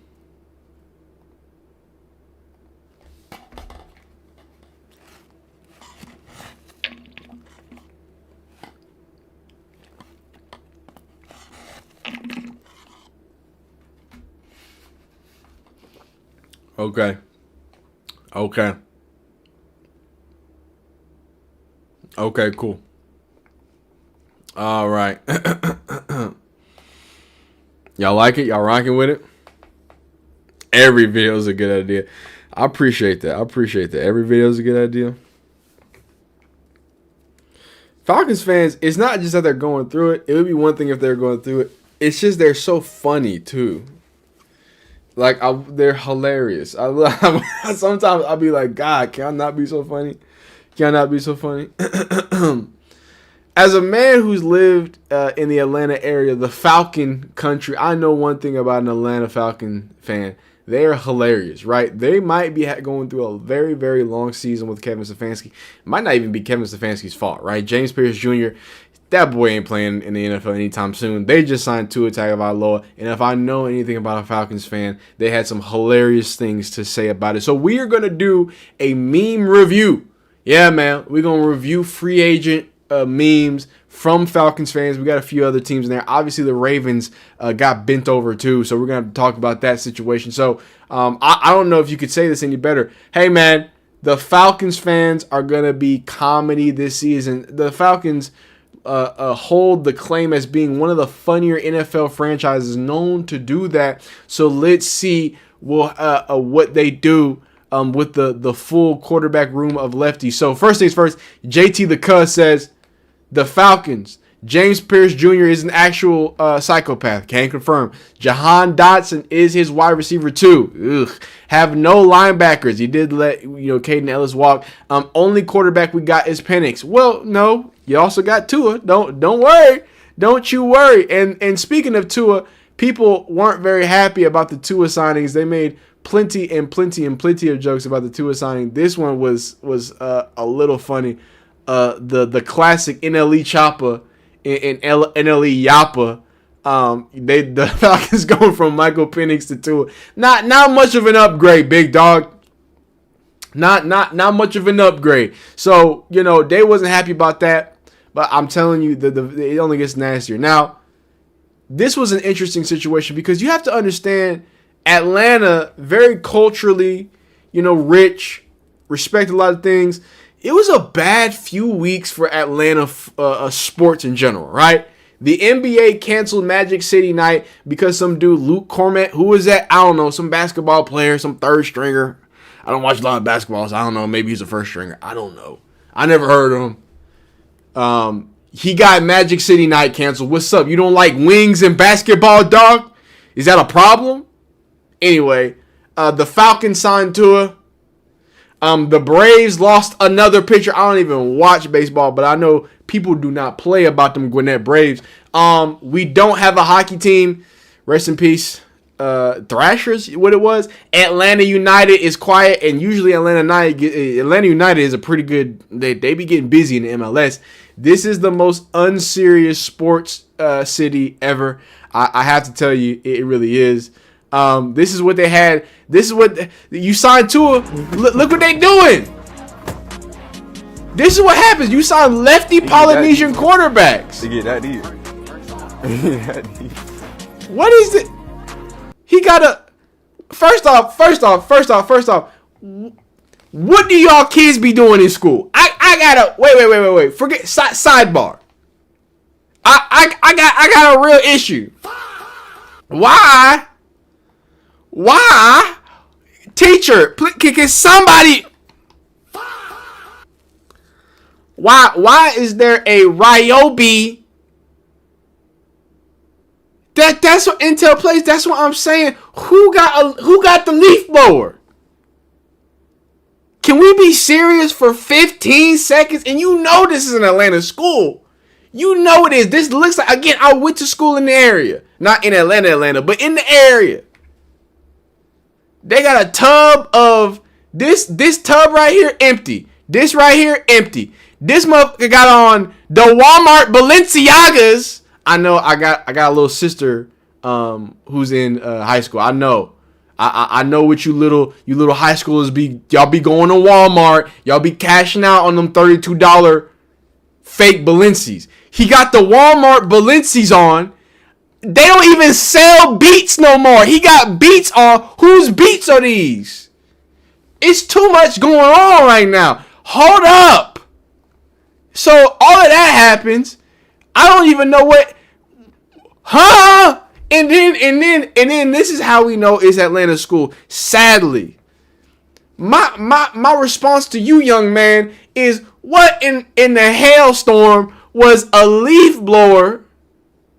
Thank you, Deontay. What was a leaf blower gonna do to the handkerchief? Does he think that leaf blowers are flamethrowers? Does he think those are it got a flamethrower mode? Like, what's going on for real?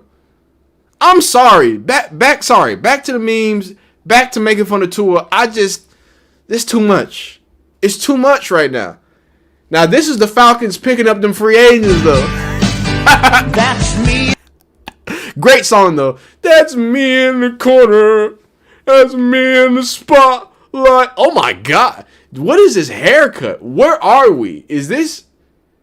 Wow. Okay. Somewhere Spanglish, or Hispanic. I said Spanglish. I don't think I can say that, dog.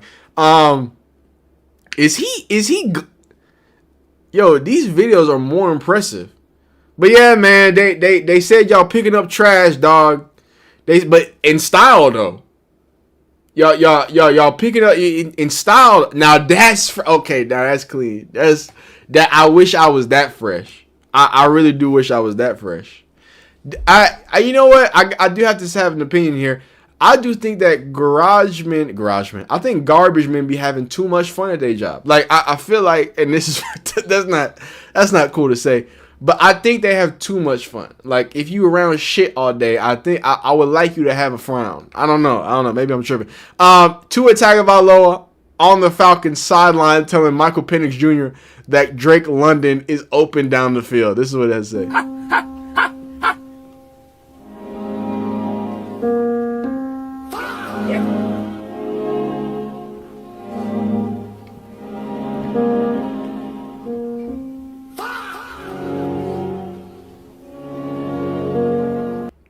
He's got dip in his beard leaking out. Lord have mercy. Yeah, man. He's pretty cooked. This guy, he makes some good TikToks from time to time. Let's see what he has to say about the Atlanta Falcons. I thought this one was pretty funny. Atlanta Falcons new quarterback room. Let's check it out. Welcome to Atlanta, Tua. Start this thing off. Yeah, man, I'm just fired up to be an Atlanta Hawk. Falcons. Atlanta Hawk.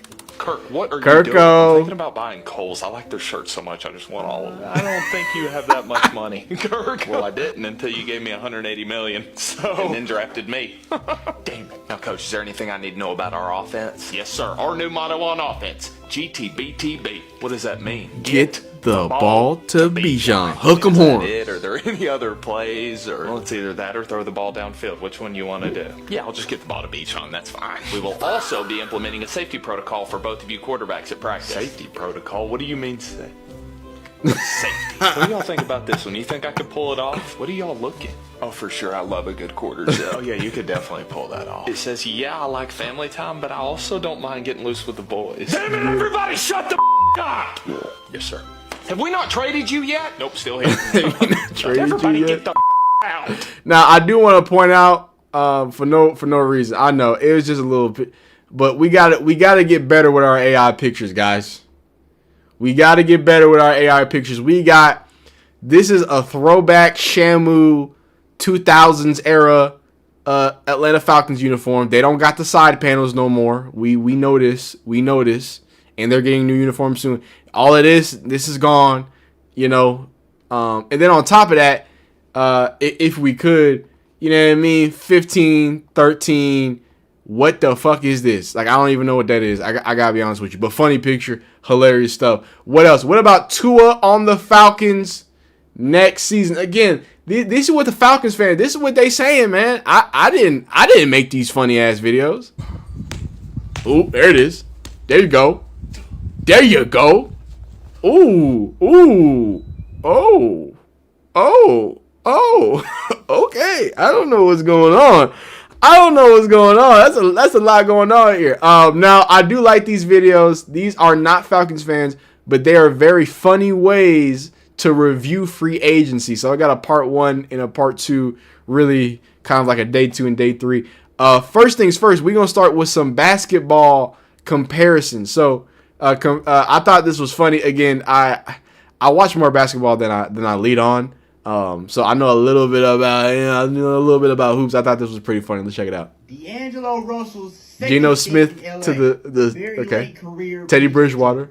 Josh Hart to the Rico. New York Knicks. Andrew Bogut to the Cavs. Andrew Wiggins to the Warriors. Anybody that signed with the Browns, just imagine them on the Kings. Okay. I want you, if you don't watch basketball, and if you're a Browns fan, and you don't get this joke, I just want you to look up the Kings record right now. That's all. And then I want you to go watch Russell Westbrook absolutely lay into the Kings media. King. Rudy Gobert to the Minnesota Timberwolves. Rudy Gobert to the to the Suns. Drew Holiday to the Bucks. That's what I'm talking about, my Texans. Drew Holiday to the Bucks. That's adding a championship piece to a championship roster because the Texans are winning the Super Bowl. You feel me? Maybe. I don't know. We'll see. Anyway. DeMar DeRozan to the Spurs. DeMar DeRozan to the Spurs. To the Warriors. Isaiah Harden to the OKC Thunder. Zachary Shashay. Kenny Pickett to Kenny The Pickett. ring that he did not earn. You should definitely follow me. Hey, follow this guy, the Kid Sean. It is the Kid Sean on TikTok. Now, here's another good little wrap up. This is one of my favorite. I've been watching Trap House Sports since like forever, dog. Like I can't even remember. He gives a nice little one more update on the other day of free agency. What happened so far in NFL free agency? The crazy shit, but the Ravens said, never mind. Saw Max Crosby shooting a music video for no reason on Shabuzi's Instagram. Saw him hit that backwood. They said, fuck you! That he felt the physical. I wonder who the doctor was. Giants got Tremaine Edmonds. Texans got a white DB. He finna morph into Paul Wall. Marcus Mariota signed that 360. Cardinals got rid of Calamari and put all their faith and strength in the Magnum PI. Rashid Shaheed! He signed with the Seahawks and the Saints got Noah Finsky. Hold on. Who? Kenny Pickett! I know you ain't talking about this Kenny. I don't even know what this means for the Panthers organization. Raiders got. I just. Maybe I'm an asshole. Am I an asshole? What were the Browns doing? What were the Browns doing? They signed Kenny Pickett and they literally looked at him and said he could. Got Kwity Paye, Kobe Dean, and they got the crash out captain Quay Walker. Brady in that sweet booted making moves. Panthers got Devin Lloyd. Cardinals got Kendrick Bourne. Goddard doing everything except coming back to the Cowboys. But I got scared. I said, who? Oh shit, that's his brother. I said, like, what you just do? Giants got Greg Newsom, but who cares about the Giants? Dale Pacheco finna be in Detroit kicking the devil in the top of his head with the way he runs. Patriots on Romeo Dawes. But the Packers depleted, ain't they? Patriots got Elijah Vera Tucker and the Jets got Geno Smith. Geno tried to get that New York Jet off of him. They said, you finna marinate into my brother. You finna marinate into my brother. Hey man, I love this content. But wrapping up with a few more. These are actually going to be some Baltimore Ravens, and then we're going to go back to the Falcons. So, few Ravens fans says the league is very, very upset with the Ravens right now. Not good at all. So check that out. Y'all tried to sell us a lemon at the Raiders. Y'all tried to sell us a lemon. Talking about Max Crosby. That's funny as fuck. Jeremiah, he says, we really found a way to choke a lead in the offseason. Yeah, how do y'all feel about that? Choking leads in the offseason. That's a tough look. But anyway, the Falcons wide receiver room is Drake London, me, and some random black dude I met at Planet Fitness. And then this nigga said, again, this is about to get real. This meme right here is super Atlanta. It's not super Atlanta, but you have to at least have driven through Georgia to know this meme right here. And it says, I'm trying to organize a march from Magic to State Farm in protest. And again, the double obviously meaning here, not meaning, but the double Atlanta part obviously is 21 Savage in the slut walk from the Magic City to State Farm Arena. That's pretty fucking hilarious. I gotta be honest with you. That one is quite Atlanta. Quite Atlanta there. And then they said, hey, Matt Ryan just going through his contacts and hitting up random niggas he played with. Like, and they said Tua go make the Tua go make the Atlanta crime skyrocket. And I don't think you know much about Atlanta crime if you think that's what's gonna make it skyrocket. Anyway, everyone in the NFC South trying to move forward, and then you got the Falcons moonwalking. Scrambled brains and rubber knees is my quarterback. What did I do to deserve this? Hey, man, that's not what I say. B. Hinto says, our quarterback room consists of a nigga with no knees, a nigga who is a concussion away from Jesus, and a motherfucker getting paid $180 million to watch the first two niggas. All right. The Falcons, absolutely. I'm a O2. All right. Look, Kevin Stefanski. There's not a lot of there's not a lot I can give you, Kevin Stefanski. because I think, I think he got what it takes. What I do want to tell you is that this is going to be the funniest thing. If you thought so, Cleveland media is terrible, right? Atlanta and being a part of this is going to be the funniest thing. Y'all could go 0-18, and I promise you, or sorry, 0-17. I promise you, it's going to be the funniest thing you ever go with the Kevin Stefanski. So you better hope you win some games because the joke's going. I just want to say this. I remember from the for the last 2 seasons, like, and I want to stress this. This is the last thing I want to say. As somebody who, like I said, live here, blah blah blah, XYZ, dog, they've been wanting Raheem Morris fired since he got hired. I be seeing. Do y'all know? There's an account, and again, it's an Everything Georgia account, and this is just very specific. But they just tweet out like Georgia updates. This is happening in Georgia. It's just good to know about traffic and stuff like that. An Everything Georgia account had been tweeting out fire Raheem Morris every Monday for the last 2 years. And they was just mid for 2. They were just mid. They weren't ass. They were just mid. They were just the Falcons mid. Kevin, you better be at least mid or it's not gonna be good. I'm praying for you, brother. These motherfuckers is hilarious. Anyway, Intel Play says, the moment I hear Kevin in a Falcons press conference say, yeah, we just have to do better. Yeah, it's going to be tough. It's going to be tough. It's going to be funny, though. It's going to be funny. It's going to be very, very funny. Yo, this was a fire stream. We did some dope stuff. We talked about some free agency from the Browns. We talked about the Atlanta Falcons. We talked about the whole, Max Crosby situation, how everything kind of laid out. This was something, man. This was something else. The memes were really funny. I would love to make that like a weekly thing. So if we can figure that out, we'll do that. But as it stands right now, I just want to say thank y'all. Appreciate y'all rocking with me. I know we got like 100 in here, 134. Intel Play is going in on my guy Kevin Stefanski, on your guy. That's your guy, Kevin Stefanski.